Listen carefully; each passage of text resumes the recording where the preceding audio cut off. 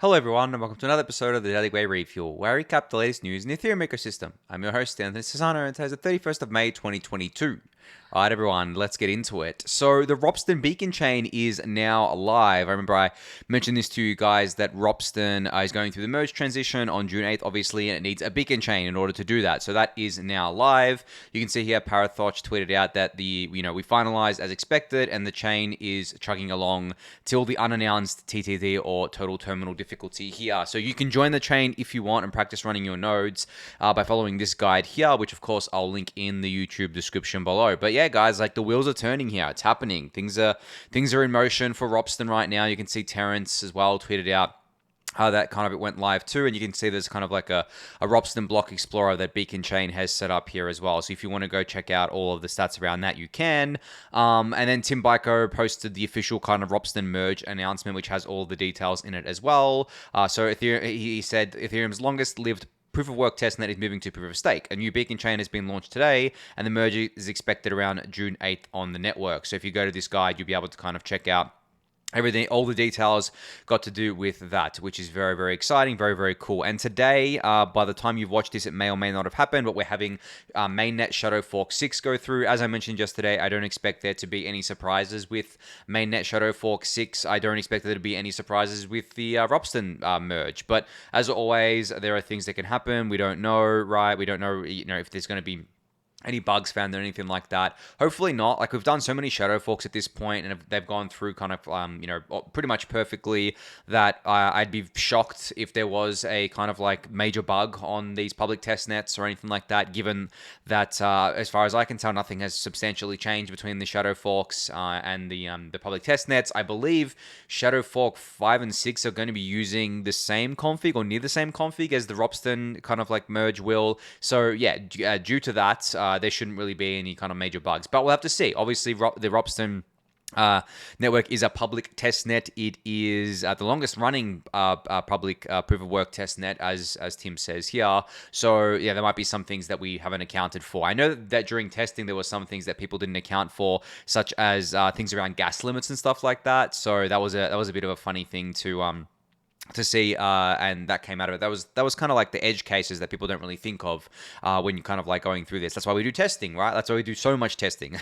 There has never been as much testing before as there has been for the kind of like merge. I think second to the merge would probably be when the beacon chain was launched, I would say. But yeah, other than that, I wouldn't know what would come after that. But yeah, essentially, like the merge has gone through enough testing now at this point that once we've run through and do all the public test nets, the mainnet, should happen. Like, there's no reason for mainnet not to happen after the public testnets, especially, if the public testnets all go completely well, if nothing bad happens, if there's no major bugs or anything like that, then as I said, guys, like I feel like we could have the merge in late August here, even with the difficulty bomb delay going ahead.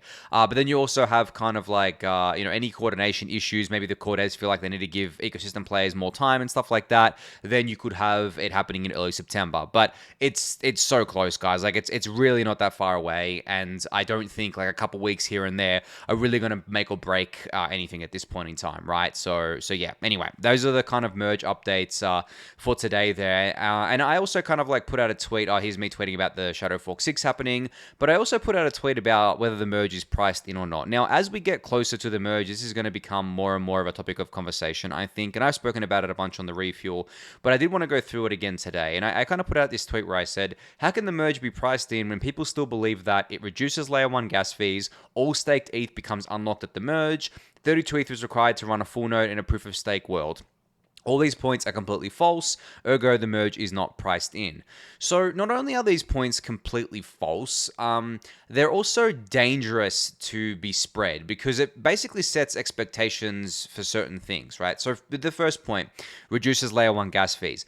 It sets expectations that when Ethereum transitions to proof of stake, automatically the layer 1 gas fees are going to collapse and users will be able to do, transactions on Ethereum layer 1 for, I don't know, a few cents or something like that. That's not happening, guys. Like, if you want to get really technical here, because the block times go from 13 seconds to 12 seconds, there is technically an 8% increase in capacity on the chain, but users aren't going to feel that. Like, 8% is nothing. Gwei can go from 10 to 30 in like, one block, right? Because it just depends what's happening on the network. So users are not going to feel an 8% difference, right? So, 10 to 30 to triple, like 300%. Users aren't going to feel an 8% difference there.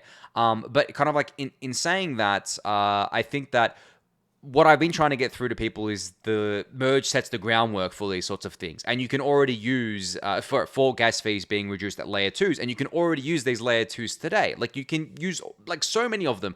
If you had told me, like, a couple of years ago that we would have as many layer 2s usable and live with apps on them as we do today, I would have not believed you. That's how far the layer 2 ecosystem has come in a couple of years. So, obviously, as an ecosystem, we need to keep pushing people to layer 2 and basically explaining to them, hey, this is where you're going to use the apps from now on.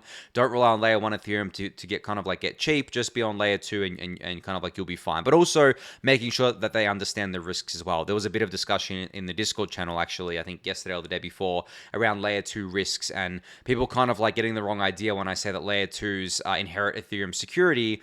I've explained this before, but just the TLDR here is that just because layer 2s can inherit Ethereum security doesn't mean that they haven't got other centralized points of failure or haven't got other insecure parts. Like, for example, there's, with layer 2 networks like optimistic rollups, they require things like fraud proofs to function correctly. And a lot of these layer 2s have multi-sigs, and those multi-sigs can upgrade the network, which potentially could lead to loss of funds and stuff like that. So I think that people need to realize that the layer 2s, that obviously they're still early, they still have training wheels on, and just because they inherit Ethereum security doesn't mean that there aren't other vectors that can be used to do some funny business, right? Or something can happen. And at the end of the day, you could have a major bug in one of these layer 2s, and just because it inherits Ethereum security doesn't mean anything. Like, smart contracts built on top of Ethereum layer 1 inherit Ethereum security, but that doesn't mean those smart contracts are secure against like bugs. That doesn't mean those smart contracts are as secure as Ethereum, the kind of like protocol code running Ethereum. So good to keep that in mind, because at the end of the day, the layer 2s are just smart contracts on layer 1, right? Like the bridge contract, the one that handles all the logic of bridging in and out, and handles the logic of kind of like settling balances and proofs and stuff like that, and call data, all that sorts of stuff is on layer 1 Ethereum, right? So they're smart contracts on layer 1 Ethereum. So I think when talking and thinking about security of layer 2s, yes, they inherit Ethereum security, but there are so many other ways that they can have kind of like centralized points of failure, or kind of like security issues as well. So L2beat.com does a really great job of breaking all this down. It does get a bit technical, but if you're interested in learning more, I highly recommend checking out that website. It's got a bunch of information there. All right, the second point here, all staked ETH becomes unlocked at the merge. This, for some reason, I don't know where people are getting this information, but this is like completely wrong, right?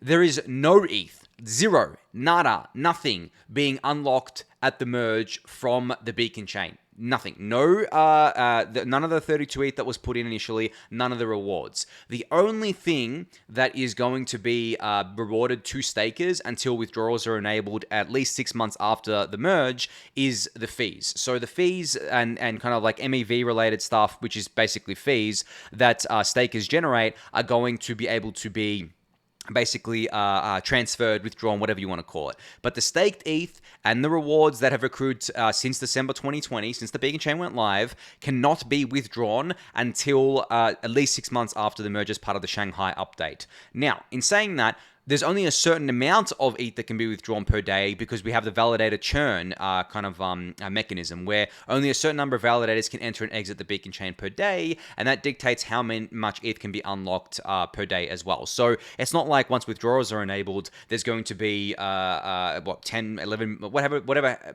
amount of ETH is staked right now. It's not like that's all going to flood the market. That's not how it works. Like, think about that logically for a sec. That wouldn't even make sense from a proof of stake design perspective. That would mean that you'd automatically lose all your stakers if everyone could just withdraw, right? And the network wouldn't be able to essentially recover from that, and wouldn't be able to kind of like normalize for that. So yeah, completely false. It's so stupid that it just boggles my mind, but that it is what it is. And then this third one that I'm seeing pop up recently, which again, I don't know where people are getting this from, but people think that you need 32 ETH to run a full node in a proof of stake world. No, you don't. You only need 32 ETH in order to become a validator on the network. So the way it works is that post-merge, there's going to be an execution layer node that you run, Geth, Nethermind, Besu, whatever. There's going to be a consensus layer node that you run, which is called a beacon node. That is going to be Prism, Lighthouse, whatever else, right? And then there is a validator that you can optionally run, which requires a 32 ETH minimum in order to run your own solo staked validator. And again, that can be like a Prism or a Lighthouse or whatever. But you do not need to run a validator in order to validate the network via a full node. You can run the beacon node, you can run the execution layer node, as I just mentioned what those were, and you will be able to validate the network. So I don't know where that is coming from, that people think that you need 32 ETH. It's like telling someone that they need a miner, they need to be mining in order to validate the Bitcoin network and in order to run a full node. No, that's completely wrong. You run a Bitcoin full node and you can validate the whole network, and then you can optionally set up miners and mine using that full node, right? Just like you can set up a validator in proof of stake world and use your beacon node and kind of like validate off that. So yeah, just wanted to kind of explain all that for you guys. I know some of you, or probably hopefully most of you, know this by now, but for whoever doesn't, I just wanted to run through that again, because you're going to see more and more of this stuff as we get closer to the merge. As I've discussed before, people are just going to FUD, right? At the end of the day, like it's already started. Like the past couple of months, there's just been tons of FUD, kind of like aimed at Ethereum around the merge, around proof of stake. And I remember saying a while ago that people like the Bitcoin maximalists who have been saying that Ethereum is never going to transition to proof of stake, they're going to pivot from that and move the goalposts when they realize that it's actually happening, right? Proof of stake is actually going to happen. And then they're going to pivot and they're going to focus on proof of stake as kind of like weak or weaker than proof of work. And they're going to focus on the perceived issues with it and all that sorts of stuff. And they are doing that, right? You have people like Lynn Alden talking about it all the time. Nick Carter talks about it. Like not people that I would consider like toxic Bitcoin maximalists, but people that are like high up in the Bitcoin community and that have large followings. They are talking about all this stuff. And the thing is that you know, a lot of the Bitcoiners, I don't know if Nick or Lynn believe this, but a lot of the Bitcoiners, especially the maximalists, never thought proof of stake was going to come, and it's going to come. It's literally just it's there. Like we can see the light at the end of the tunnel, and the fight is going to increase. So just keep that in mind. These bad narratives are going to spread, but as long as you watch the refuel, you're not going to get caught up in them. That's for sure. All right, so speaking of risks around proof of stake, one legitimate risk and something that's been talked about a lot recently are the risks of LSD, as Danny Ryan calls it here, which is liquid staking derivatives, aka things like Lido. So there's a blog post that Danny Ryan published today around this. You can go give this a read. I'm not gonna go through this. I do want to do something around kind of like Lido and kind of like liquid staking derivatives and talking through all the kind of like stuff got to do with that and why it's good, why it's bad, why it's happened, blah blah blah. But the number one thing I do want to say is that I think at this point in time, I've said it before and I'll say it again, we can't make any major judgments on how the beacon chain will look in its steady state because of the fact that it's currently a one-way bridge. And now let me explain what I mean by that. Lido has 33% of the staked ETH right now that run through its system. Now, that can't go down until withdrawals are enabled. Even if people sell their ST ETH for ETH using one of the liquidity pools, that doesn't mean that ETH gets withdrawn from the beacon chain. Like, it can't because withdrawals aren't enabled. So Lido and any other staking provider, I'm not just picking on Lido here, it's up only. Like, you cannot withdraw. So in saying that, there's no way for kind of like Lido to lose the amount of ETH that they've gotten staked. Actually, sorry, there's no way for them to do it for users to withdraw, so that can't happen that way. The only way it could happen before withdrawals are enabled is if they get slashed and kicked out of the validator set, right? Which is very, very unlikely to happen, and technically the ETH would still be staked with Lido. In that case, once withdrawals are enabled, they could rerun their validator and kind of like start it up again. But that's the only way, right? There's no way for a user to withdraw from, there's no way for Lido to withdraw ETH from themselves. A user can exit via the ST ETH liquidity pools, but they can't actually use that ST ETH to claim the ETH on the beacon chain because withdrawals aren't enabled. So given those facts, wouldn't it be better to wait until withdrawals are enabled to to kind of like have any strong opinions on this sort of stuff? Like, I get people saying, you know, we should kind of like move away from Lido. We should be using other staking staking providers, and I'm all for that. Like, I promote them all the time. I talk about Rocket Pool all the time, and I want people to be doing that. But I think that people are getting carried away and kind of like sometimes acting like the sky is falling when we don't have a way to reduce kind of like the dominance of these things yet. Once we are in a kind of like post-withdrawal world, once we kind of like go through what I'm calling, the great reshuffling of ETH stake, which I think will happen when withdrawals are enabled, then and only then will we be able to have and I reckon it's going to take 6 months to 12 months after that. Then and only then will we be able to have a better picture of what it's going to look like. In saying all of that, as I said, I'm all for fighting for getting dominance away from these providers, even though we haven't got like that two-way bridge. It's only kind of like a one-way bridge right now. I'm all for people being encouraged to go use other services rather than Lido, such as Rocket Pool, such as, Stakewise and Swell, and any of the other services. Doesn't matter if it's centralized or decentralized, as long as it's not the dominant one. And that's totally fine. Obviously, I'm a big champion for that. I was a big champion for client diversity, still am, and we were able to fix that. But the reason why we were able to fix client diversity so quickly, or at least a major reason, is because you can change the client that you're using. Could you imagine if you couldn't change the validator that you were using without having to withdraw your stake and then re-enter? That means you wouldn't be able to do it until withdrawals were enabled. That's pretty much what's happening here with these kind of like staking service providers. There cannot be a reshuffling of stake because there's no ability to do that. So use the other services, don't use kind of like Lido if you care about making sure that they don't continue their dominance. And also Lido inflows have slowed down dramatically for two major reasons recently anyway. The ST ETH peg is still not back at peg. I explained yesterday that, people entering Lido through kind of like the Lido contracts right now will be taking an instant haircut of 2 to 3%, with further haircut risk down the line. If they hold on to that ST ETH and it depegs even further. Yes, once withdrawals are enabled, they could kind of like close that loop and basically withdraw their ETH from the Beacon chain using that ST ETH. But right now, it doesn't make sense to do that. It makes sense to buy the ST ETH on the market if you're making that trade.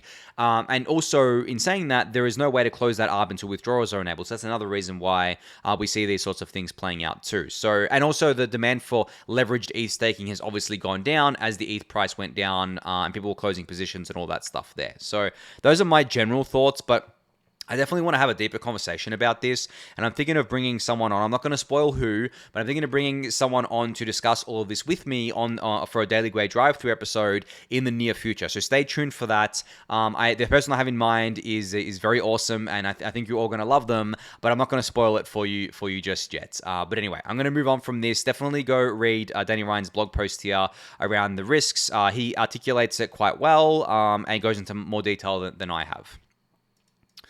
All right, so Maker is now on StarkNet. The StarkNet DAI bridge is live on starkgate.starknet.io. This is the official Maker implementation that enables DAI transfers between StarkNet and Ethereum. This is really, really cool. I love this. I mean, as I said to you guys, StarkNet is like, I don't know if I'd call it the dark horse of Ethereum scaling right now, but they're very different to your typical kind of like scaling, right? Because of the fact that they're not EVM compatible, things have to be built from the ground up. There's going to be different things built on it. There's going to be a different ecosystem formed around it. And I think it's going to be distinctly different to an optimistic rollup, which I think is really, really cool. But good to see that that DAI is live there. Obviously, with the kind of like, I guess like recent Terra implosion, people are still looking for decentralized stablecoins, still want to use decentralized stablecoins, and obviously DAI has its issues. It's still backed by partially by USDC and things like that. That's totally fine, but I think that I still have faith over the long term that DAI can be, a good decentralized stablecoin. It can get back to being better than, kind of like a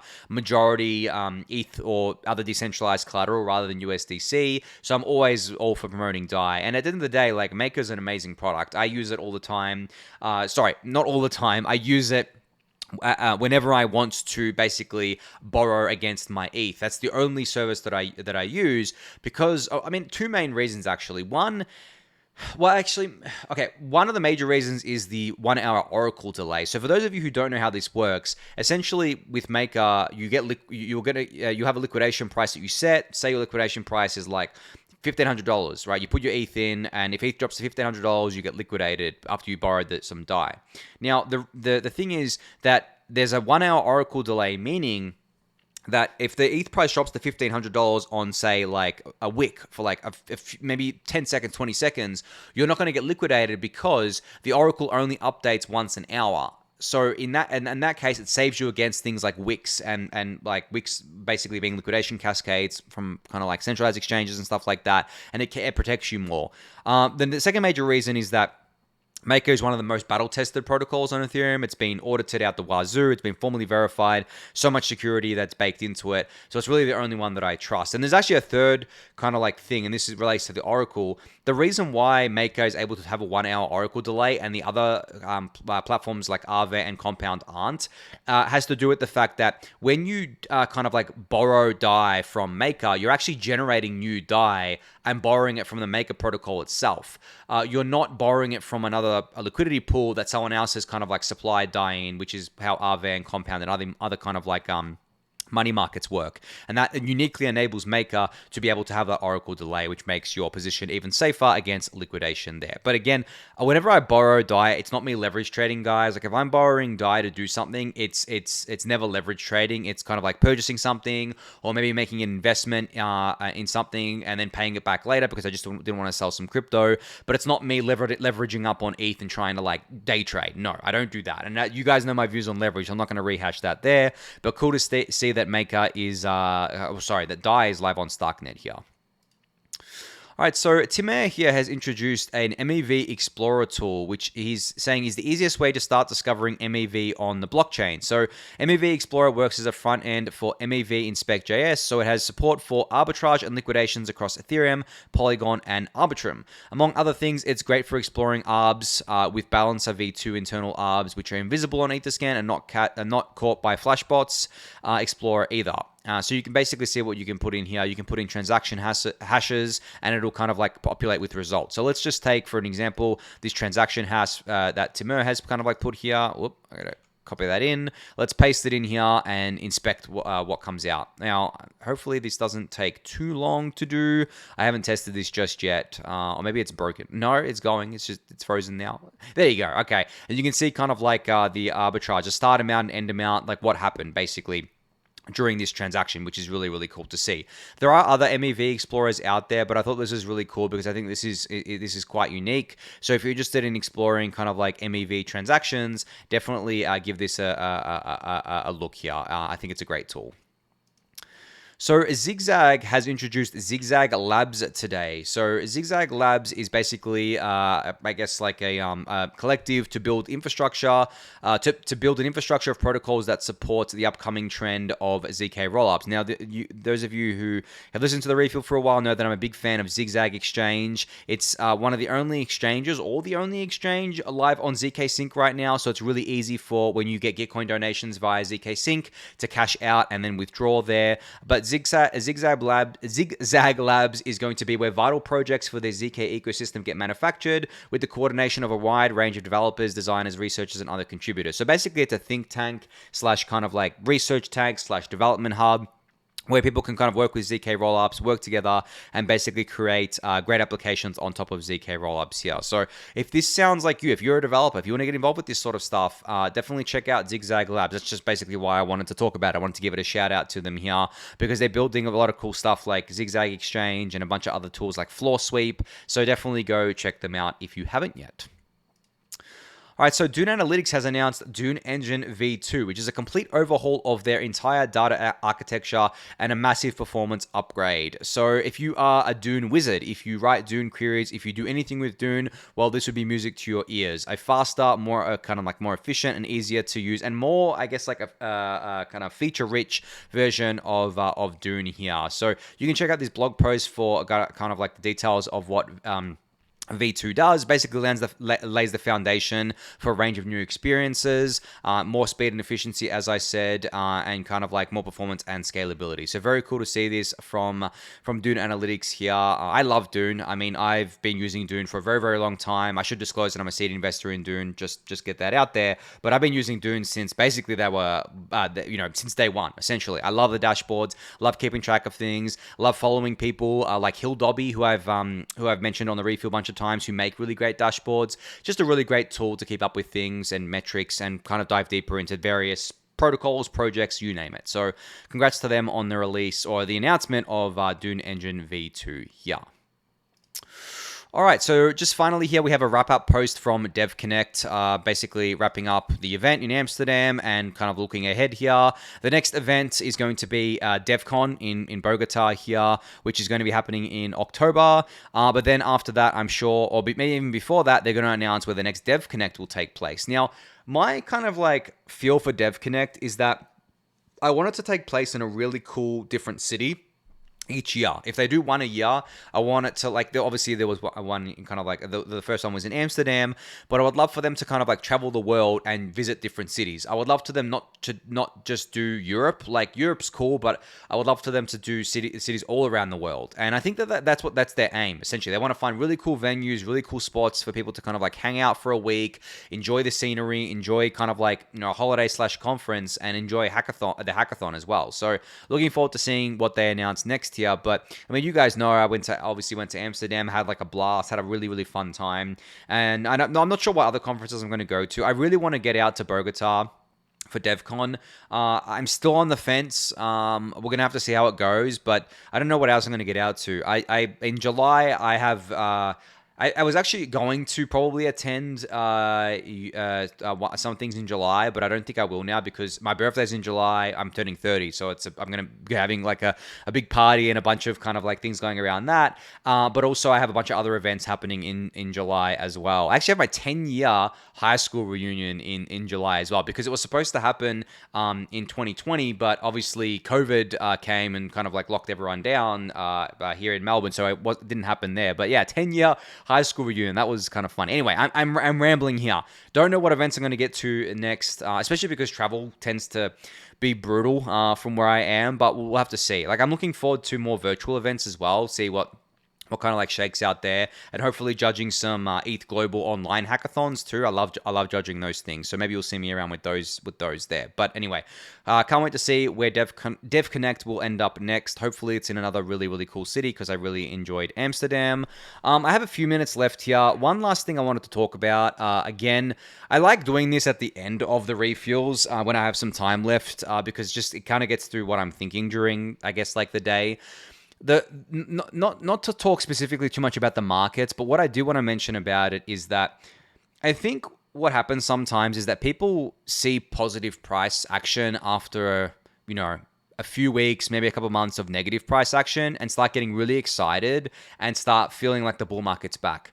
Guys, like I hate to break it to you, but just because the price went up a bit after going down a lot doesn't mean the bull market's back. I encourage you to go look at 2019. Go look at the ETH chart in 2019. Don't look at the rest of the year. Just kind of like go on TradingView, set the chart to 2019 only, and look at what ETH did during that year. Look at and maybe look at the daily chart or something like that. Look at how it pumped, then sold down. Pumped a lot, still sold down. Pumped from $100 to $360, still sold down back to $130.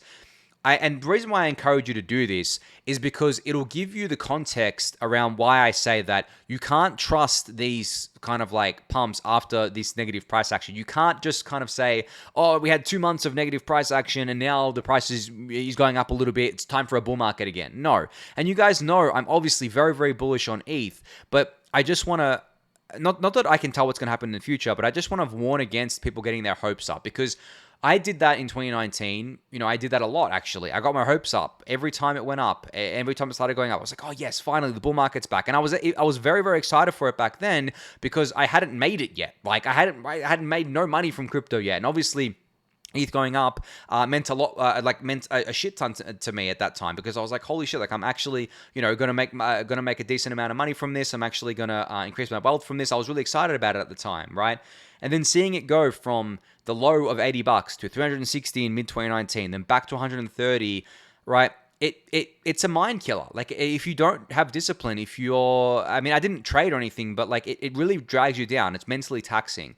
So to offset that in 2019, what I did was I focused on things like ETHUB, right? Like I focused on my work at Set Protocol. I focused on keeping up with Ethereum fundamentals. I know I sound like a broken record when I say this, but guys, like these types of markets are the best time to do all that. Learn, build if you're a builder, do whatever you needs to be done on the fundamentals side of things and on the non-market side of things. And please, please, please don't get your hopes up about positive price action, just because we had like a bunch of negative price action and you're celebrating like a little move up. That is the mind killer. I'm sure some of you have felt this already, but I just wanted to kind of like pass on that wisdom there. It's not investment advice. It's just wisdom. It's just what I've learned in my time in crypto, and it might save you some kind of like mental stress down the line. But anyway, I'm going to end it there for today. So thank you everyone for listening and watching. Be sure to subscribe to the channel if you haven't yet. We're almost at 20k subscribers, so please do subscribe if you enjoy the content. I do this every day, obviously. But yeah, give the video a thumbs up as well. Subscribe to the newsletter, join the Discord channel, and I'll catch you all tomorrow. Thanks, everyone.